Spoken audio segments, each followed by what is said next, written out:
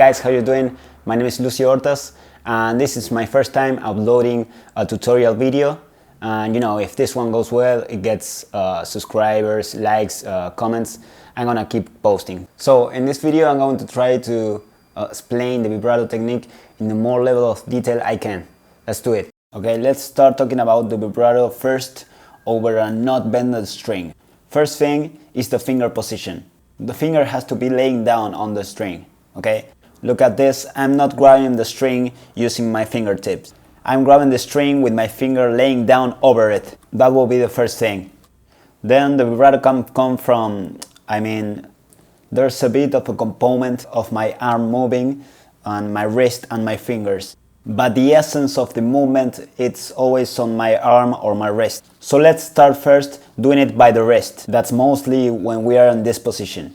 With the arm, we're going to do it when we are in this position. And that's going to depend on what we are playing before doing the vibrato. So let's start with the vibrato with the foundation of the movement on the wrist. The movement is basically this one. Look, we're going to start with finger 1 first.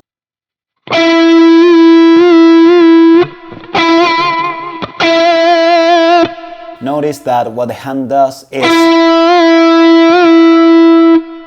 move away from the fretboard, and that's because I'm rotating my wrist like this.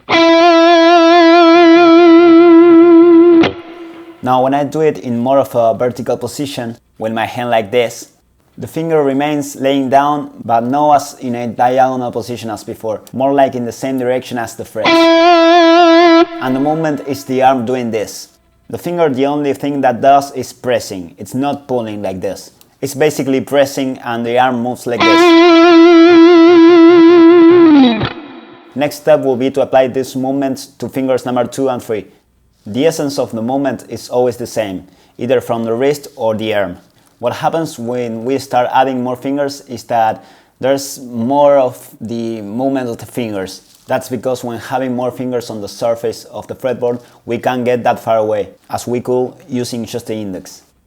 So there's going to be a bit of finger doing the movement, but remember that the essence of it, it's always either from the arm or the wrist. So let's try to get the same sound with every finger. First, second, third,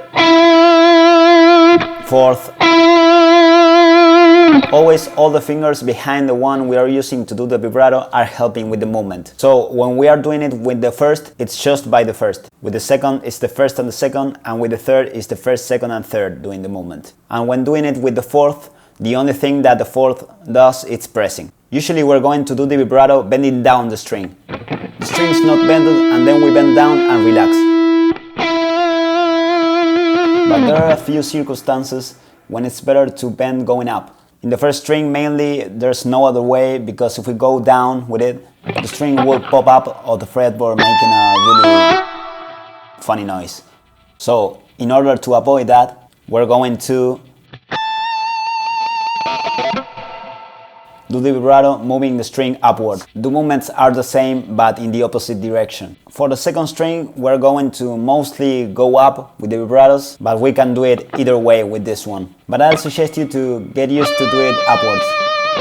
Take into account if you do a really wild vibrato, it's going to pop up off the fretboard, like you just heard. So in order to avoid that, the best thing is to get used to do it upwards. But if the vibrato is soft and with less amplitude, we can go downwards also.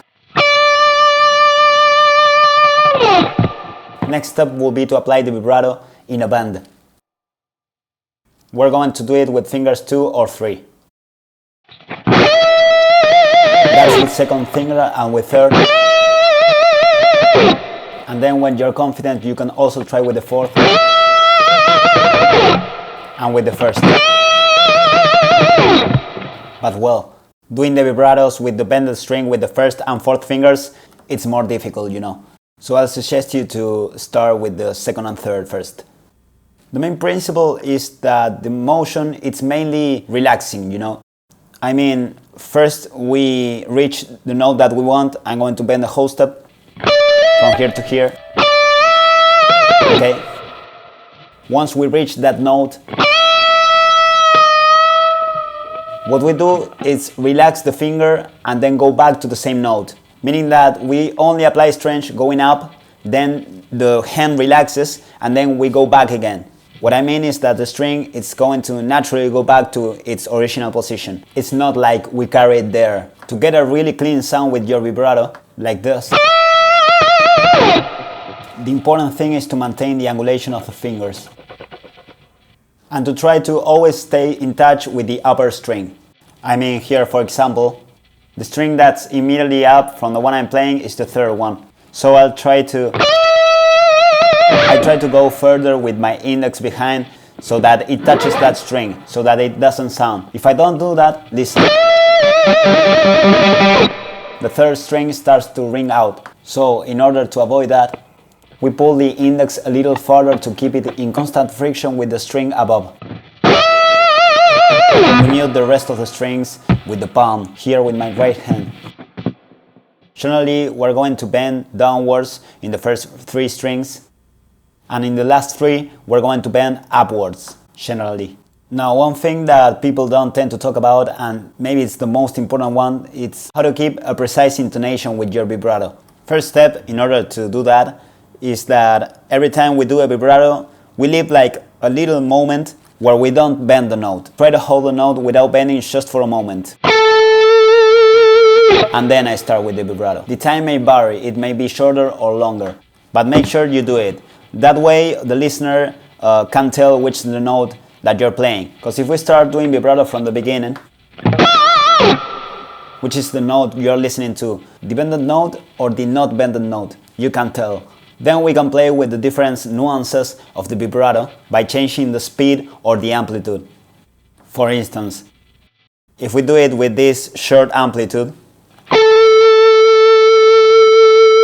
we're going to get a soft vibrato. With a short amplitude and low speed,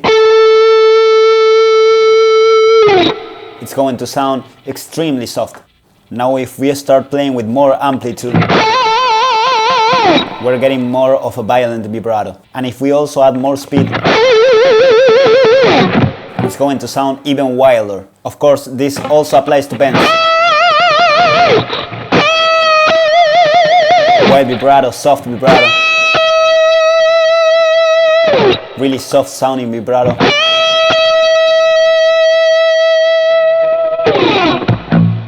Try that the type of vibrato you do is consistent with the mood of the song. If the idea is only to present a melody, for example, the vibrato should remain subtle, you know.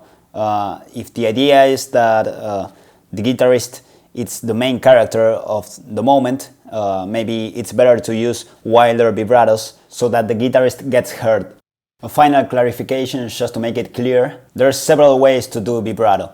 This one I'm explaining in this video, it's basically the one that's based on bending the strings. We have more types aside from this one. For example, the slide vibrato.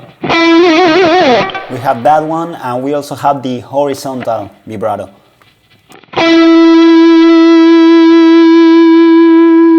Okay, but well, the typical rock and metal vibrato is the one that's based on bendings. It's maybe the most usual one in the electric guitar, and it's the more interesting one for me. There are obviously more things to take into account in relation with bends and vibratos, but in this video I included the basics.